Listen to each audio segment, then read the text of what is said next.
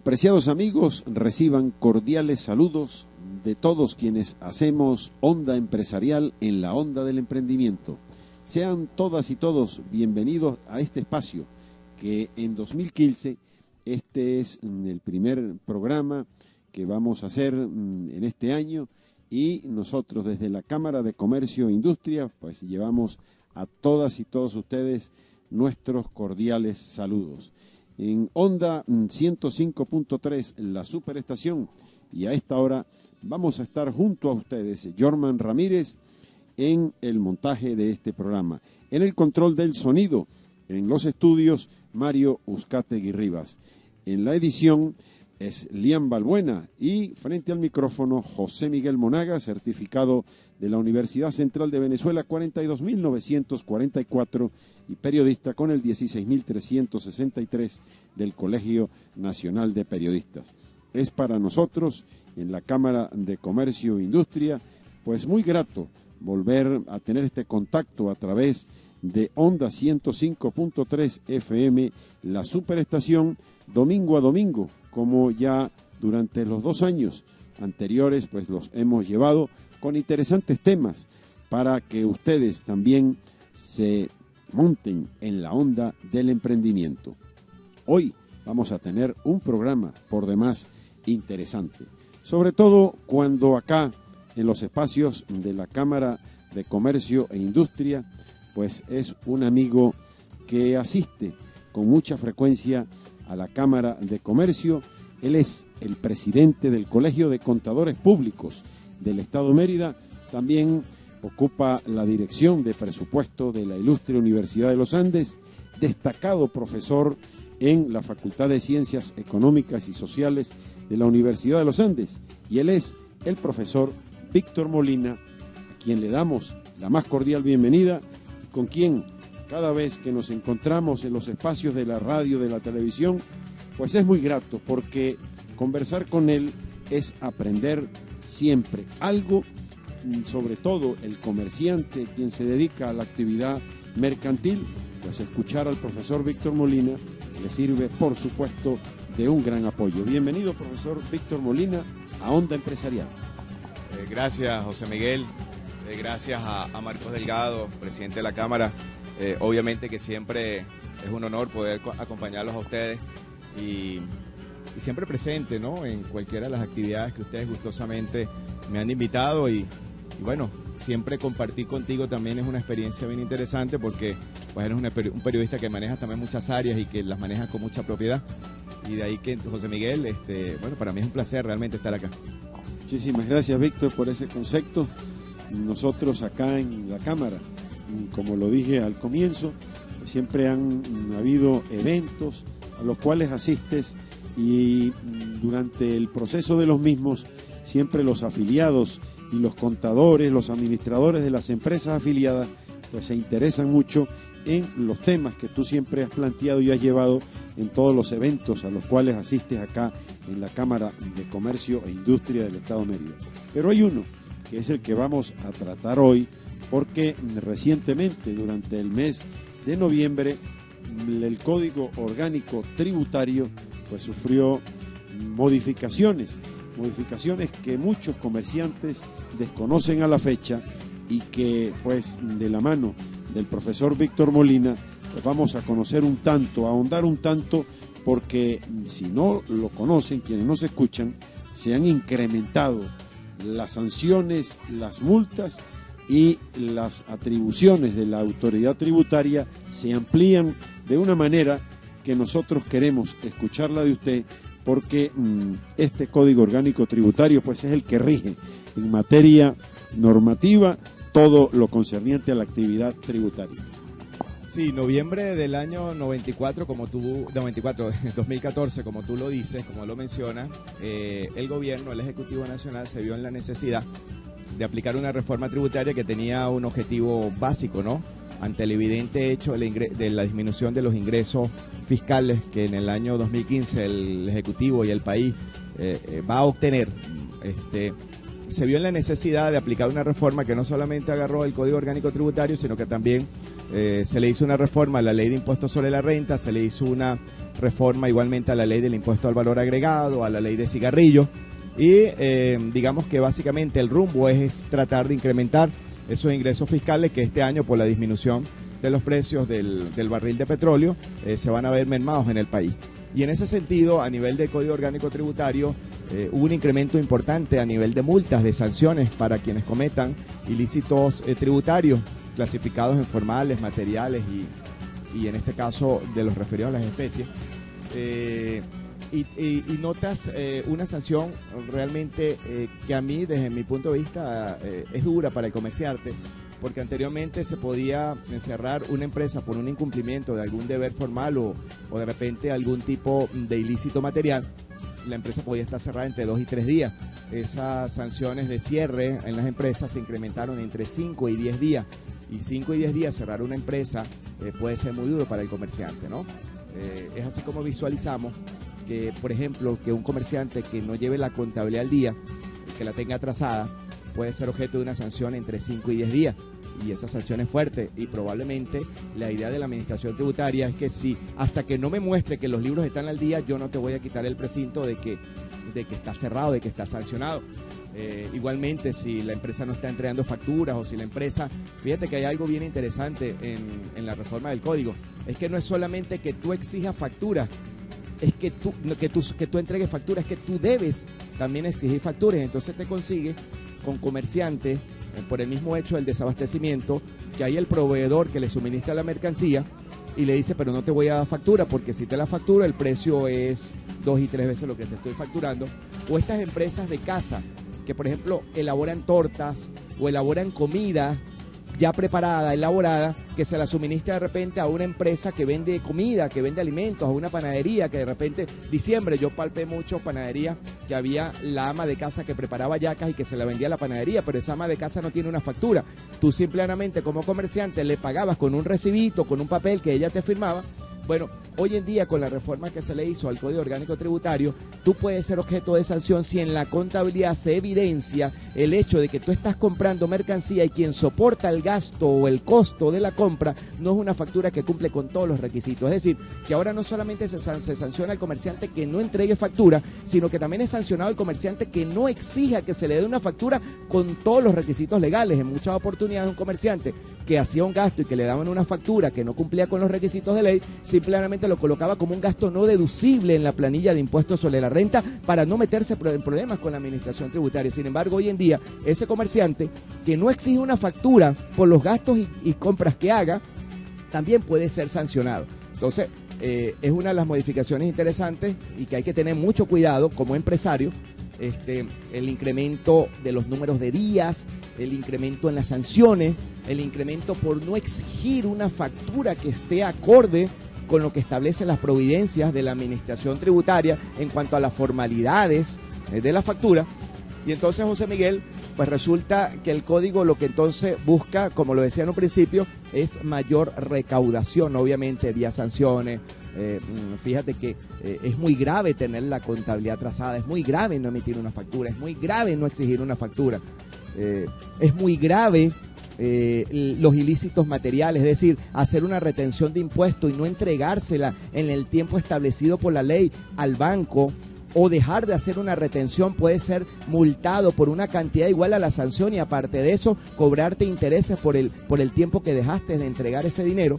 Entonces, José Miguel, la verdad que la reforma del código pone al comerciante a prestar un poquito más de atención en el orden que debe tener a nivel tributario.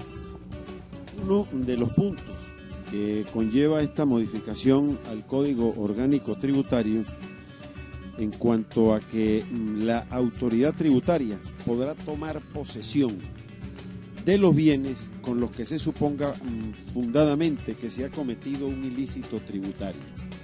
Quisiera saber, profesor Molina, si esto es una novedad, es algo totalmente nuevo, el de tomar posesión de los bienes de quien esté en ese momento siendo fiscalizado, si la autoridad tributaria considera que el ilícito es de tal magnitud que se le puede confiscar los bienes. En cuanto a la confiscación, está incorporado en la reforma del Código Orgánico Tributario. Anteriormente, si la Administración Tributaria consideraba que habían cosas que no estaban muy claras, podría, a través de un acta de requerimiento, hacer una serie de solicitudes, inclusive, ¿por qué no trasladar, en este caso, a la sede de la Administración Tributaria, los libros y las facturas y cualquier cantidad de comprobantes que le permitieran satisfacer esa inspección que estaban haciendo? Esto que tú estás mencionando es novedoso, está incorporado en la reforma, pero fíjate, José.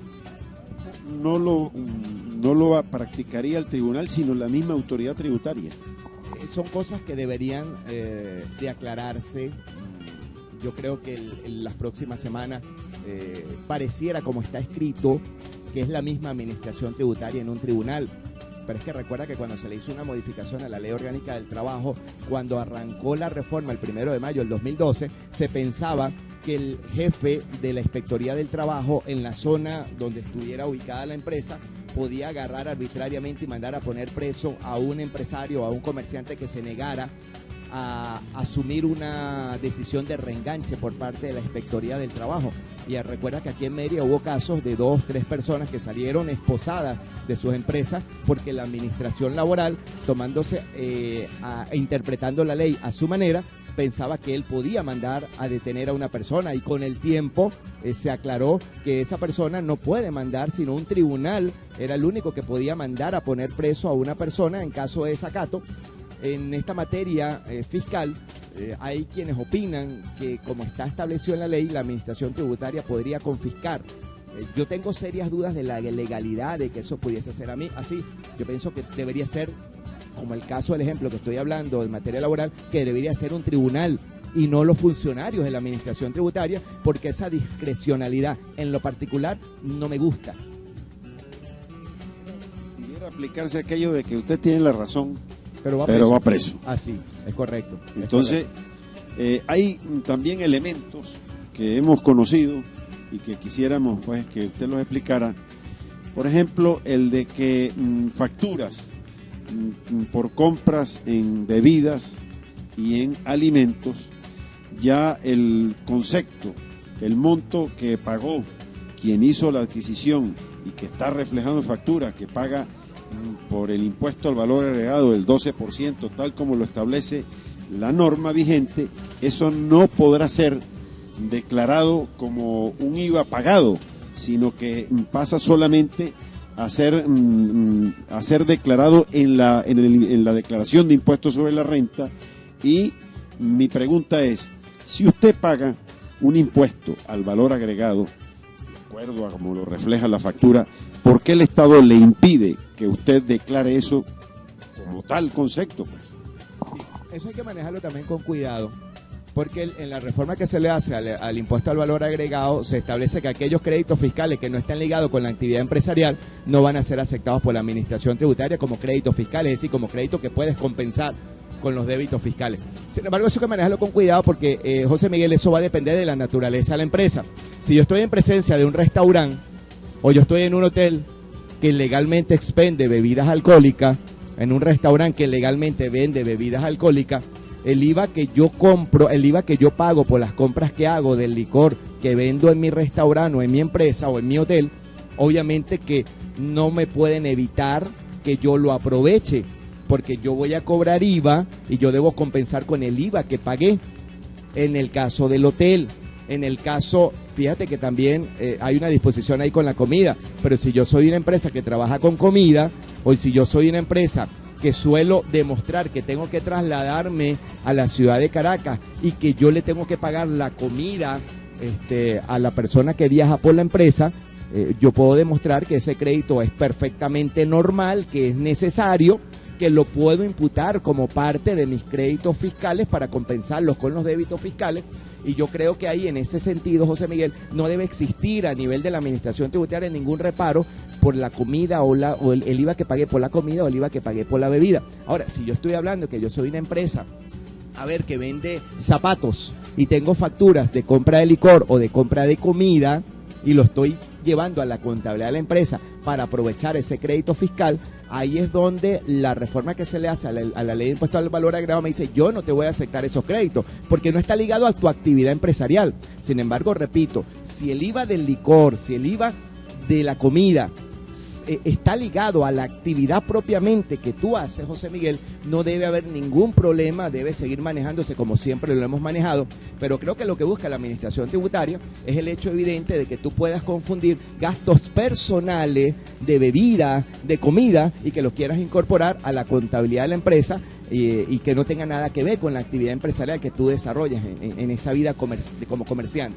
Yo creo que el problema está por ahí, José Miguel, más no, si tiene que ver con la naturaleza, y yo necesito, lo puedo demostrar ante un gasto de representación. Me senté con un cliente y es bien difícil que yo no pueda de repente compartir una copa de vino, o no pueda compartir un vaso de whisky, pero yo demuestro que el gasto de representación, que me reuní con una persona determinada que terminó siendo mi cliente o mi proveedor, yo tengo la manera de demostrar ante la administración tributaria que ese IVA pagado es soportable, está justificado y está ligado, ¿por qué no?, a la actividad empresarial.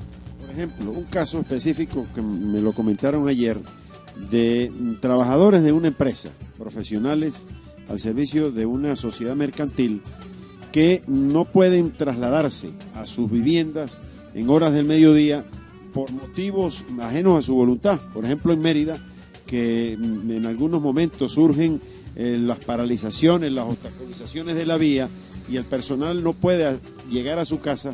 La empresa va y adquiere alimentos en cualquier establecimiento comercial para que almuercen dentro de la oficina, y el contador pues decía de que eso no era un gasto imputable el que se había hecho en comida, porque la empresa no era una empresa relacionada con este renglón.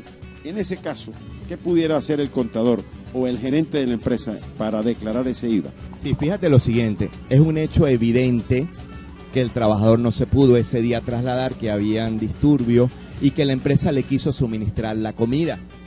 Yo pienso, como una manera de proteger la actuación del contador a la hora de decidir incorporar o no incorporar ese gasto, que la factura en la medida de lo posible pudiese tener una actica, donde se hace una exposición de motivos de lo que llevó a la empresa a hacer ese gasto y las personas que participaron, porque la factura va a tener una fecha de un día laborable. ¿Y por qué no, si a mí se me ocurre colocarle a la factura la hora inclusiva a la cual yo compré esa comida, el nombre de las personas que pudieron comer y una exposición de los motivos que pegada a la factura, firmada por los trabajadores, que ante el hecho evidente de lo que estaba sucediendo ese día, la empresa se vio en la necesidad, para no paralizar las actividades y para poder cumplir con una medida de descanso y de comida que la misma ley orgánica del trabajo establece, la posibilidad de que ese gasto sea totalmente deducible.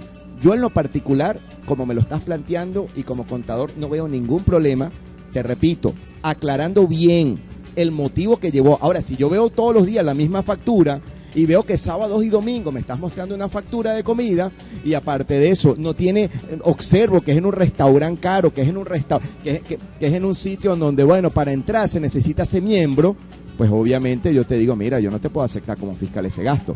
Pero si demuestro, porque están hasta los nombres de los trabajadores, que lo puedo cotejar con la nómina de la empresa y verificar la hora y el día que era laborable en la empresa, e inclusive ante un hecho evidente de una situación de manifestación, yo en lo particular no creo que haya ningún problema en que el contador de la empresa registre eso como un gasto perfectamente deducible. Y más si la factura también cumple con todos los requisitos legales, que es lo que yo debo tratar de asegurarme, de que todos los soportes, José Miguel, cumplan con los requisitos, con las formalidades de facturación.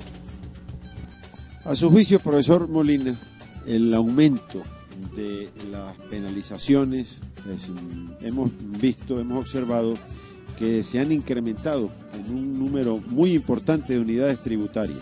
Sabemos las condiciones en las que está el país con sus ingresos, pero desde su punto de vista, ¿usted analizaría este incremento por la condición actual en que está el país, o es porque realmente las penalizaciones eran bastante bajas en cuanto a sus montos? No, para mí las penalizaciones eran suficientes. Yo lo que creo que, repito, ante la evidencia de la caída de los ingresos fiscales que va a tener el país en el 2015, la administración tributaria es el principal aliado del Ejecutivo Nacional del Gobierno para poder conseguir los recursos que le permitan cubrir el gasto público. Y fíjate que es tan así, José Miguel, que voy a conectar tu pregunta con algo bien específico también de la reforma de la ley de impuestos sobre la renta, porque puedo conectar la respuesta. Tú me estás preguntando, busca más ingresos, ¿era suficiente lo que había antes? Yo considero que sí era suficiente, porque yo creo que ya bastantes castigos tengo como empresario, como para que me sigas incrementando las multas y las sanciones. Para mí cerrar una empresa 5 o 10 días no solamente es el golpe para el bolsillo del comerciante, sino que también el ejecutivo deja de recibir un IVA muy importante, porque ese comerciante 5 o 10 días sin vender son 5 o 10 días sin IVA, son 5 o 10 días sin ingresos que afectan también el pago de impuestos sobre la renta, de retenciones de impuestos, de tributos para fiscales. Es decir, yo considero que lejos de ayudar, perjudica al comerciante. Pero es que fíjate que en la reforma que se le hace a la ley de impuestos sobre la renta, se eliminó la posibilidad de que las cooperativas ellas estaban exentas, que las cooperativas ahora pasen a declarar y a pagar impuestos, pero no solamente las cooperativas, las fundaciones, las asociaciones civiles, las asociaciones sin fines de lucro. Solamente se deja a las instituciones benéficas de asistencia social, y alguien que me preguntaba ayer y que me lo decía con mucha seguridad, pero es que mira, hasta las cajas de ahorro tienen que pagar. No, las cajas de ahorro, quiero aclarar ante una cantidad de preguntas que me hicieron ayer, las cajas de ahorro en el numeral 10 del artículo 14, queda muy claro que las cajas de ahorro siguen exentas del pago del impuesto sobre la renta, pero el ordinal número 10 del artículo 14 desapareció, José Miguel. ¿Y qué decía ese ordinal número 10? Bueno, que las iglesias, que las fundaciones, las asociaciones sin fines de lucro, que las empresas dedicadas a la cultura, al deporte, las actividades gremiales, las universidades, en este caso obviamente las privadas, porque las públicas pues no declaran impuestos, ellas desaparecen de la posibilidad de no pagar impuestos sobre la renta. Entonces, fíjate cómo se amplía el universo ahora, porque resulta que la mayor cantidad de empresas que negocian con el Estado y que negocian en la economía donde actualmente nosotros trabajamos son cooperativas. Entonces, cuando iban a una empresa de licitación, una compañía anónima con una cooperativa, pues la cooperativa tenía las de ganar esa licitación, porque mientras la compañía anónima tenía que licitar incorporando IVA, la cooperativa licitaba sin incorporar IVA. Y en muchas oportunidades eran hijos de esas mismas empresas mercantiles con los mismos dueños que creaban la cooperativa como una manera de quitarse el IVA de encima. Y en ese sentido, creo que desde mi punto de vista es acertado que una cooperativa se incorpore, ¿no? Una cooperativa no solamente que ahora declare y paga IVA, sino que es que en la ley del impuesto al valor agregado, las cooperativas estaban no sujetas al IVA, no sujetas, que ni siquiera se mencionaban. Usted no le aplica la ley del IVA. Ahora le aplica el IVA si hace actividades que generen IVA, y aparte de eso vas a pagar y vas a declarar impuestos sobre la renta. ¿Cuándo va a declarar impuestos sobre la renta una cooperativa? No ahorita, el 31 de diciembre del 2014. La cooperativa va a comenzar a declarar los ingresos y los gastos que va a tener durante este año 2015, y que en el año 2016 estará haciendo su primera declaración. Entonces fíjate cómo se incrementan las sanciones, se incrementan las multas y se incrementa la cantidad de personas jurídicas que ahora van a tener que declarar y pagar impuestos sobre la renta.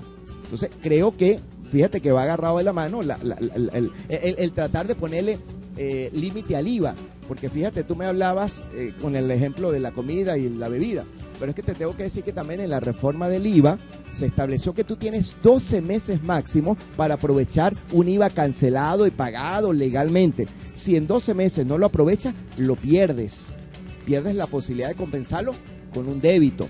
Y adicionalmente a eso, la reforma tiene también algo que busca también recoger más dinero para el fisco. Y es que, José Miguel, cuando tú perdías en el año, y voy a decírtelo con números para que se entienda mejor, tú perdiste 100.000 bolívares este año. El próximo año, si ganabas 100.000, si tenías un enriquecimiento neto de 100.000 bolívares, tú no pagabas impuestos, porque agarrabas los 100 de pérdida este año, lo compensabas con los 100 del próximo año de ganancia y te daba 0, no pagabas impuestos. Ahora la reforma te dice, mira, de los 100 de ganancia el próximo año, sácale el 25% y puedes aprovechar de los 100 de pérdida este año, 25.000 bolívares el próximo año, y te doy 2 años más adicionales para que puedas aprovechar esos 100.000 bolívares. No todo de una vez como lo hacías antes de la reforma. Y ese Estamos en Onda Empresarial, en la onda del emprendimiento, a través de Onda 105.3, la superestación, conversando con el profesor Víctor Molina, presidente del Colegio de Contadores Públicos del Estado Mérida, director de presupuesto también de nuestra ilustre Universidad de los Andes, conversando sobre la modificación, la reforma que se dio el pasado 18 de noviembre de 2014 al Código Orgánico Tributario, esto dentro de los poderes de la ley habilitante que le había conferido la Asamblea Nacional al presidente Nicolás Maduro. Vamos ahora a escuchar a nuestra gerente general, Elsie Maldonado, con la agenda de las actividades de la Cámara de Comercio e Industria del Estado Mérida, y regresamos para continuar con esta muy interesante conversación con nuestro invitado hoy, el profesor Víctor Molina. Muy buenos días a la estimada audiencia de Onda Empresarial, Mérida en la onda del emprendimiento. Les informo que en las actividades que hemos sostenido durante la semana, el día jueves 5 de febrero realizamos en conjunto con el Colegio de Contadores Públicos del Estado Mérida el conversatorio sobre la reforma tributaria. En este conversatorio participaron el profesor Víctor Molina, presidente del Colegio de Contadores, el profesor Elisaúl Rojas y el licenciado Luis Emiro Sánchez. En este mismo se dieron a conocer algunos aspectos relevantes de la reforma tributaria que está vigente a partir del mes de febrero de este año. El día jueves 12 de febrero, los estudiantes de la Cátedra de Libre Innovación y Emprendimiento de la Facultad de Ciencias Económicas y Sociales de la Universidad de los Andes presentaron en la Cámara de Comercio 5 entrevistas que realizaron a diversos empresarios de la región, en lo cual ellos, como actividad de su cátedra, dieron a conocer los diversos aportes que estos empresarios han hecho en emprendimiento a la ciudad y al Estado. El mismo día jueves 12 sostuvimos una charla sobre declaración del impuesto sobre la renta y facturación para las personas naturales. Esta fue dictada por funcionarios del CENIAT, región Los Andes, específicamente de Mérida, quienes dan a conocer y aclarar las dudas que todos los contribuyentes del impuesto sobre la renta tengan para realizar sus declaraciones. Estas charlas las vamos a seguir dictando todos los días jueves a las 2 de la tarde en la sede de nuestro gremio, en la entrada a la zona industrial Los Curos, edificio de la Cámara de Comercio. El día 20 de febrero vamos a iniciar el programa de la Ley Orgánica del Trabajo, un programa especializado que tenemos en convenio con el Centro de Investigación y Desarrollo Empresarial de la Facultad de Ciencias Económicas y Sociales de la ULA. En este programa tiene una duración de 3 meses. Las clases se dictan los días viernes en la tarde y los sábados en la mañana. Tiene una duración de 3 meses aproximadamente. En los próximos días anunciaremos una segunda corte de este programa y les haremos llegar a todos nuestros afiliados dicha información. Para el mes de marzo vamos a seguir realizando el operativo de solvencias con el Instituto del INSES para que todas aquellas empresas que quieran ponerse al día en cuanto a esta obligación, pues pueden acudir a la Cámara de Comercio y ahí los funcionarios del INSES estarán atendiéndoles las inquietudes y les ayudarán y orientarán a realizar los trámites necesarios para obtener la solvencia respectiva. En próximos días les informaremos la fecha que el INSES nos dé para realizar el operativo. Cualquier información la pueden obtener a través de nuestra cuenta de Twitter, @comerciomérida, nuestra página web www.camaradecomerciodemerida.com, nuestro correo electrónico cacoime@gmail.com, nuestros teléfonos del 0274-271-3855, 271-3267. Que todos tengan muy buenos días. Continuamos, amigas, amigos todos de Onda Empresarial, en la Onda del Emprendimiento, programa dominical de la Cámara de Comercio e Industria del Estado Mérida, que se transmite a través de Onda 105.3, la superestación. Hoy nuestro invitado, como ustedes bien lo saben, es el profesor Víctor Molina, y continuando para tratar este tema tan importante como lo es la reforma del Código Orgánico Tributario, que amplía sanciones muy severas ahora a partir de la entrada en vigencia de esta reforma.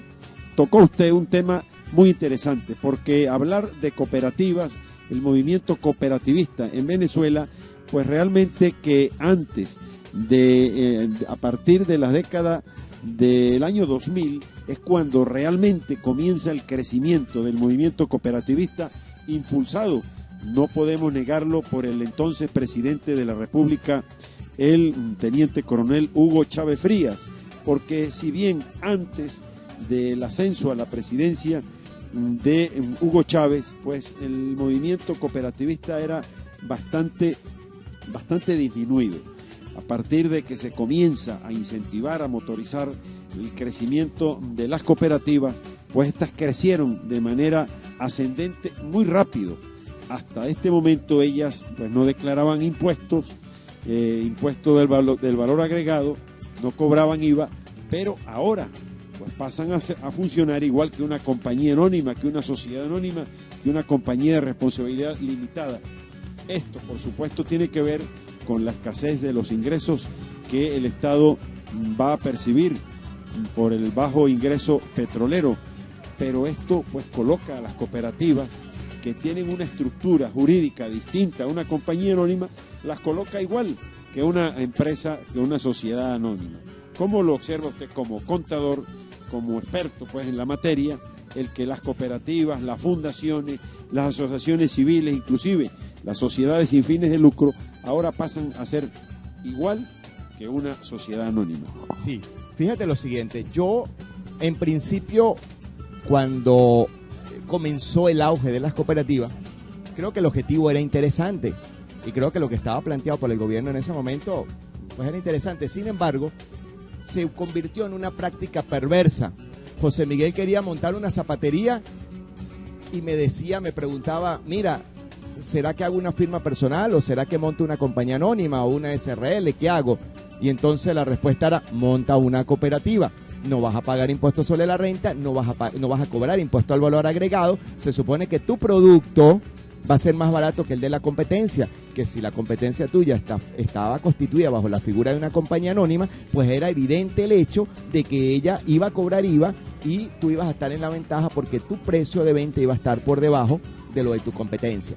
Entonces se fue distorsionando, se fue convirtiendo en una práctica perversa la constitución de compañía. Tú llegabas al extremo tal de ver cooperativas constructoras compitiendo con constructoras que tenían la figura de una compañía anónima y en donde ellas tenían que cobrar IVA por el trabajo que desarrollaban, mientras que la cooperativa constructora no cobraba IVA. Entonces, tú me podías decir, bueno, pero esa era tal vez una ventaja que se traducía para el que iba a comprar el apartamento. Muchas oportunidades no, porque la constructora vendían tan caro, la cooperativa constructora vendía tan caro como podía vender la constructora que era una compañía anónima. Llegaste a ver restaurantes, llegaste a ver cualquier cantidad de actividad económica, mercantil en la economía, en donde la mayor parte del empresario estaba bajo la figura de una cooperativa y tenía pues un doble beneficio. Uno, no cobro IVA, eso me permite tener una ventaja competitiva. Dos, no pago impuestos sobre la renta. Y eso era atractivo a la hora de establecer las cooperativas. Yo en lo particular, José Miguel, en ese aspecto estoy de acuerdo que las cooperativas hayan ingresado a este monto del impuesto, a este mundo del cobro del IVA, porque se volvió perversa la práctica de constitución de cooperativas y obviamente yo soy de los que pienso que obviamente uno debe participar y cooperar con el gasto público de un país. Obviamente no tenemos esa cultura de pagar impuestos y no la tenemos simplemente porque no confiamos en lo que se hace con la plata, pues, porque simplemente no confiamos en que el Ejecutivo invierte bien el dinero que nosotros pagamos, porque vemos que las cosas no están funcionando como debe ser, que los servicios son cada día peores, que no conseguimos gas, que no conseguimos gasolina. Entonces, obviamente, uno como venezolano siempre ha creído que los gobiernos de turno no aplican bien los impuestos que pagamos. Sin embargo, repito, pensando como contador, como economista, es obvio que incorporar a las cooperativas me parece a mí un acierto, porque ya se había convertido en una práctica perversa, tan perversa como inclusive empresas, y discúlpame que haga aquí la conexión porque no quisiera dejar de hablar en tu programa de una conexión y que tiene también que ver con una reforma importante a la hora de pagar impuestos sobre la renta, y es las nóminas que paga la empresa. Tú en muchas oportunidades consigues empresas que tienen unas nóminas en donde está metido el papá, la mamá, el tío, el abuelo, bueno, todo el mundo forma parte de la nómina de la empresa, lo coloco como gasto, se lo resto a mis ingresos y pago menos impuestos. Ahora se incorpora una reforma interesante, y es que ese salario que tú pagas tiene que estar conectado con las deducciones que un salario tiene en la vida real. Me explico, si yo le pago un salario a José Miguel, ese salario, esa nómina tiene que llevarme a yo cruzar y ver si estás en el Seguro Social y estás pagando Seguro Social, conectarme, ver si estás inscrito en Vivienda Hábitat y estás pagando Vivienda Hábitat, ver si estás conectado con la nómina del INSE y estás pagando el INSE, ver si estás conectado al cierre del ejercicio económico con un pago de utilidades y estás haciendo las retenciones del INSE, ver si estás conectado con el sistema prestacional de empleo y estás descontando y pagando el sistema prestacional de empleo, porque si eso no es así, el gasto de sueldos y salarios, yo no te lo voy a aceptar. Entonces, ahí también hay una modificación importante agarrada de la mano de tratar de también obtener el gobierno y el Ejecutivo más dinero. ¿Por qué? Porque ahora la discrecionalidad que puede existir es que el funcionario diga, mira, yo considero que este sueldo no está prácticamente cumpliendo con todos los deberes que ese sueldo obliga al patrono a cumplir, y puede ser que no te lo acepte. En principio, pues, pareciera que está bien, porque es lógico que si yo pago un sueldo, ese sueldo cumpla con las otras leyes también que tengo a mi alrededor, con las leyes laborales, con las leyes parafiscales, porque el salario viene a ser la base imponible para pagar toda esta serie de tributos parafiscales que yo te acabo de mencionar. Entonces ahora queda como disposición que si esos sueldos y salarios, esa nómina que tú tienes en la empresa, no está pagando las obligaciones que como salario tiene, yo no te voy a aceptar el gasto. Pero adicionalmente, José Miguel, hay algo también bien interesante, y es que ahora todo lo que yo te pague a ti por salario, para ti como persona natural, tienes que incorporarlo en tu declaración de impuestos. Y tú me preguntarás, bueno, pero eso no es lógico.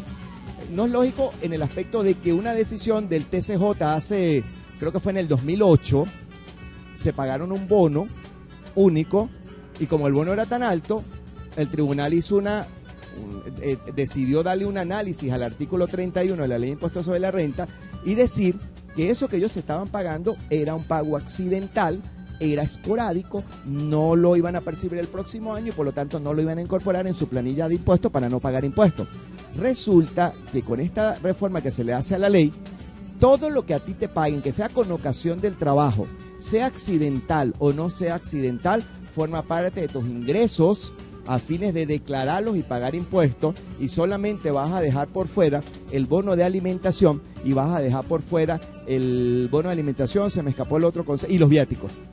Es lo único que vas a dejar por fuera. Yo le agregaría los gastos de representación si están plenamente justificados, porque en la misma ley el gasto de representación y el viático no forma parte de tu enriquecimiento neto gravable. Pero fíjate que bien interesante, porque hay gente que hasta el ejercicio pasado fiscal se negaban a incorporar el bono vacacional que tú cobrabas al año y el aguinaldo, por considerarlo que eso escapaba del ámbito de lo que uno llama salario normal, porque la idea era que lo que era salario normal, es decir, aquello que se repite todos los meses y todos los años, forma parte de mis ingresos, y que aquello que tú me pagas esporádicamente una vez al año, yo no lo incorporaba agarrándome de la mano de la posición del TCJ.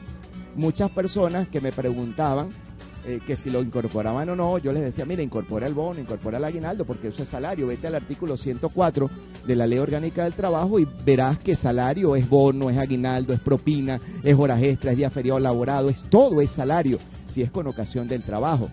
Y me decían, no, yo me voy a agarrar la decisión del TCJ, pues los magistrados dicen que esos conceptos que no se repiten con normalidad no deben incorporarse. Sin embargo, yo les decía, pero a la hora de una revisión, ¿quién te va a sancionar? ¿El CENIA o el TCJ? El CENIA te va a sancionar, la Administración Tributaria. Así que incorpora, porque la posición siempre de la Administración Tributaria es que todo lo que tenga carácter salarial debe formar parte de tu declaración de impuestos sobre la renta. En ocasión de esta modificación aprobada, la reforma del Código Orgánico Tributario, El superintendente tributario y ministro del Poder Popular para la Industria, José David Cabello, afirmó que la reforma se había hecho para ordenar el sistema tributario del país. Conjugar estas palabras con que la cultura tributaria nuestra pues es de reciente data, apenas el CENIAT creo que tiene 20 años, fue abierto en el mandato del presidente Rafael Caldera, y realmente a partir de allí es cuando se comienza pues a pagar tributos en mayor cuantía, porque antes lo que se hacía era solo la declaración del impuesto sobre la renta. Pero hay un elemento, profesor Víctor, que yo también quisiera que usted tocara, porque se ha eliminado algo en el cual quien tiene que declarar su impuesto sobre la renta en un país con una inflación galopante que en los actuales momentos desconocemos porque no se han dado los índices de inflación, el de diciembre, para ver en cuánto fue definitivamente el índice de inflación del año 2014, pero se estima entre un 68 y un 70%. Esta modificación o esta reforma al Código Orgánico Tributario elimina el ajuste por inflación. ¿Qué sucede ahora que no se va a declarar con ese ajuste que se hace en un país con una inflación de 2 dígitos? Sí, aclaremos que la eliminación del ajuste por inflación es básicamente para las empresas de seguro y para los bancos. El resto del comerciante, el resto que hace actividades de comercio, va a seguir haciendo y llevando a cabo sus ajustes por inflación. Así que, José Miguel, en ese aspecto, quitando las empresas de seguro y los bancos, seguimos con nuestra metodología de ajustar el enriquecimiento neto gravable, y si un empresario se ha manejado en forma eficiente en una economía inflacionaria, debería pagar menos, y un empresario que se haya manejado en forma deficiente en esta economía inflacionaria pague más. Sin embargo, y disculpa porque es que estabas conversando de la inflación y la verdad que no puedo evitar decir esto. El Banco Central dice que es 70% y el año pasado dijo que era también entre 60 y 50%.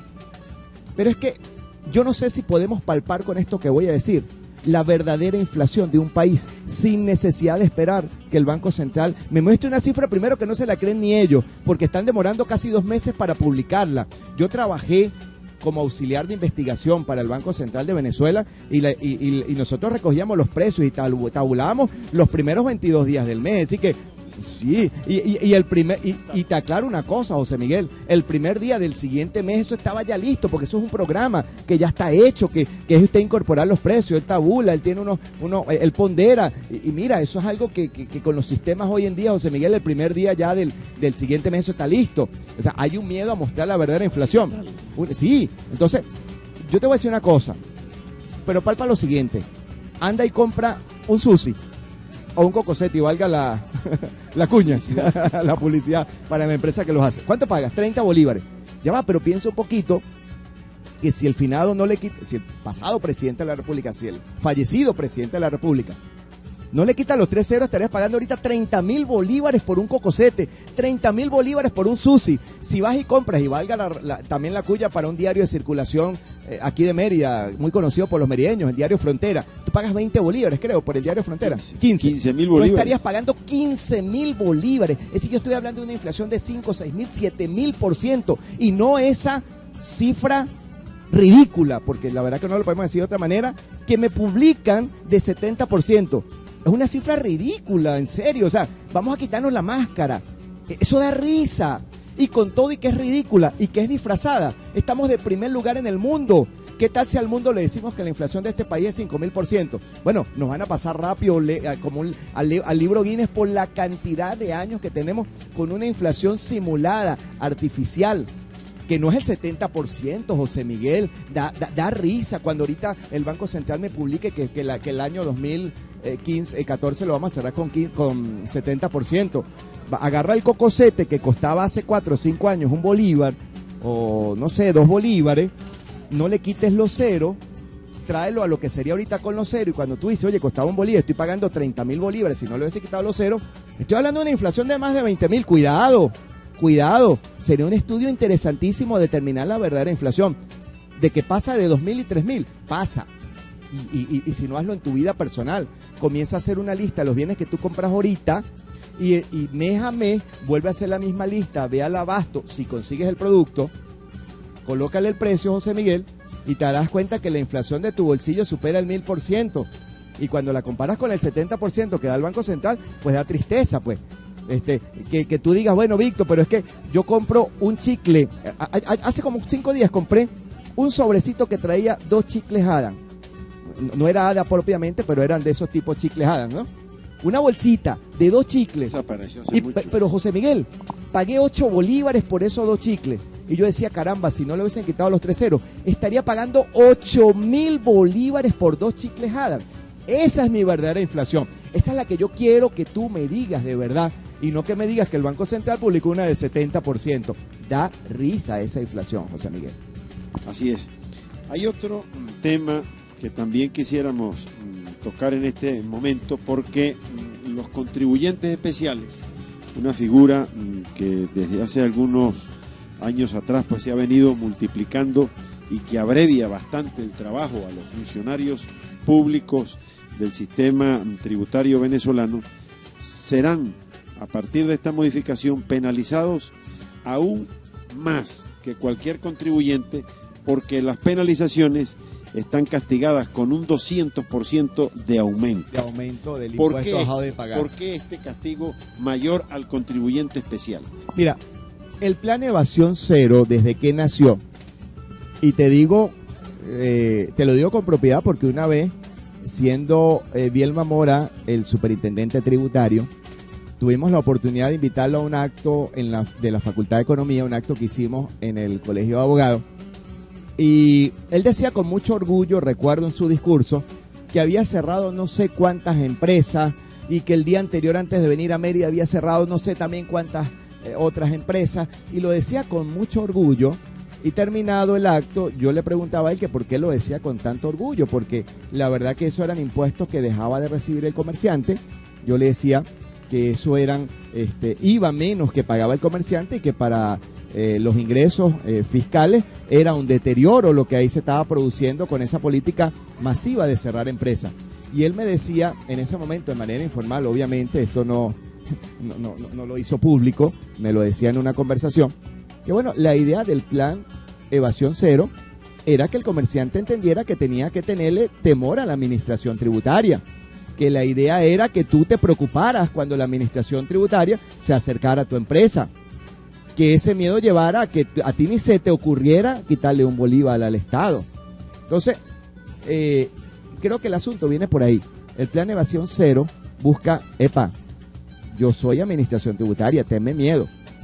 Y cuando tú ves que a ti te cierran una empresa y te colocan un precinto que dice clausurado por infractor tributario, y cuando te acerques le preguntas, mira, ¿qué infracción cometiste? Y entonces te dice, no, es que se me olvidó colocarle en el libro de compras al proveedor que le compré, se me olvidó colocarle compañía anónima y el fiscal me cerró.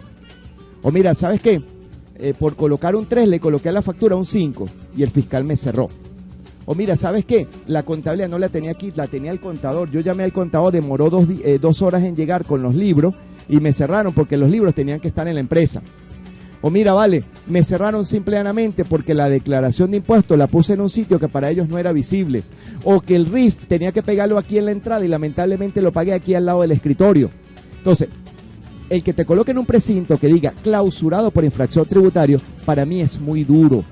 Pasa la gente y lo primero que piensa, oye, mira, él se estaba agarrando el dinero. Y en muchas oportunidades el comerciante está haciendo las cosas bien. Yo no puedo decir que hay comerciantes que la verdad no hacen las cosas como debe ser. Y están pensando inclusive en muchas oportunidades en que, mira, cobré mucho IVA y ¿por qué él se lo voy a dar al gobierno? Yo le digo a muchos comerciantes, mira, ya va, el IVA no es tuyo. Si tú haces una estructura de costo, le incorporas el 30% que dice la ley y le colocas un precio de venta y él vino un consumidor y pagó y tú cobraste porque debes cobrarle en nombre del Ejecutivo el 12% del IVA, mira, dale ese dinero al gobierno, ese dinero no es tuyo, ese dinero ni siquiera está en tu estructura de costos. ¿Por qué pensar en quedarse con un IVA que no es tuyo? Es mejor dormir tranquilo. O cuando haces una retención de impuestos. Bueno, pero ese dinero no es tuyo. Se lo estás pagando a alguien, le estás reteniendo impuestos, entrégaselo al Ejecutivo Nacional. Porque hoy en día te están sancionando y te están amenazando con meter preso hasta porque haces cola fuera de tu empresa. Entonces, si por eso está siendo amenazado el comerciante, ni que te pase por la mente la posibilidad de no enterar un IVA o un impuesto que retiene que no es tuyo finalmente. Entonces, esas sanciones del 200 y 300%, como me hacías en la pregunta, bueno, quieren mantener la filosofía del plan Evasión Cero. Tenme miedo, es decir, ni se te ocurra quedarte con un bolívar mío. Coco. Aquí viene el coco, eso es lo que yo generalmente digo en los conversatorios. Cuidado, viene el coco.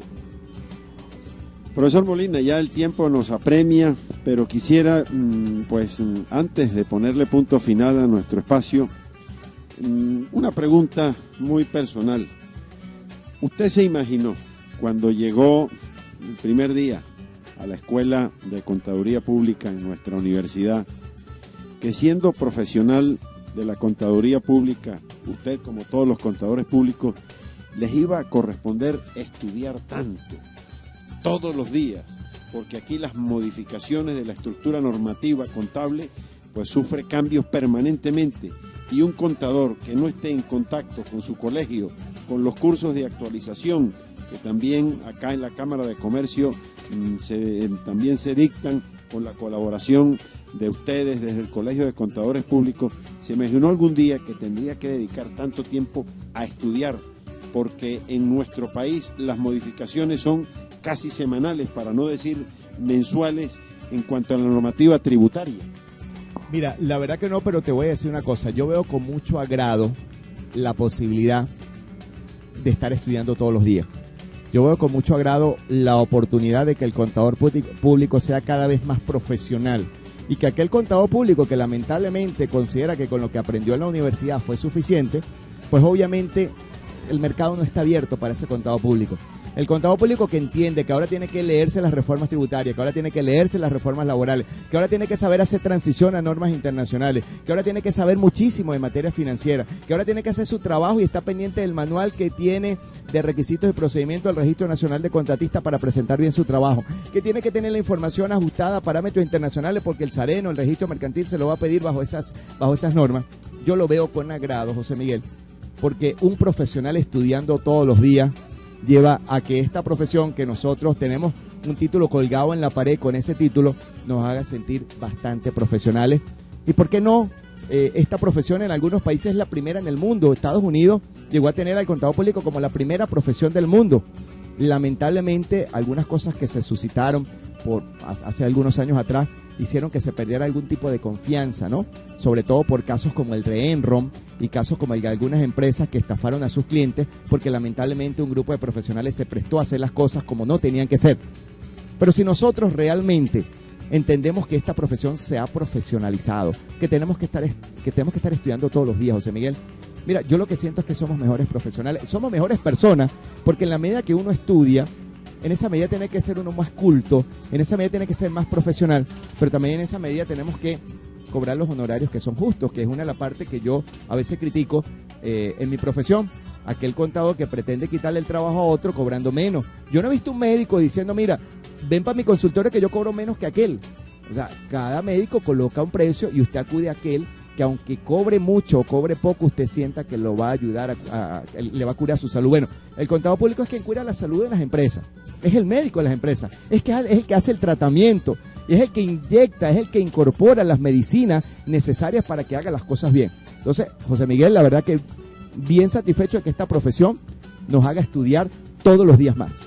Bueno, muchísimas gracias, profesor Víctor, por estar en esta oportunidad en el primer programa del año 2015 de Onda Empresarial, en la Onda del Emprendimiento. Siempre aprendemos algo después de estas conversaciones con usted, y nos corresponde como comerciantes, como empresarios acá en Mérida, pues estar al día y siempre de la mano del Colegio de Contadores Públicos, conjuntamente con la Cámara de Comercio e Industria del Estado de Mérida.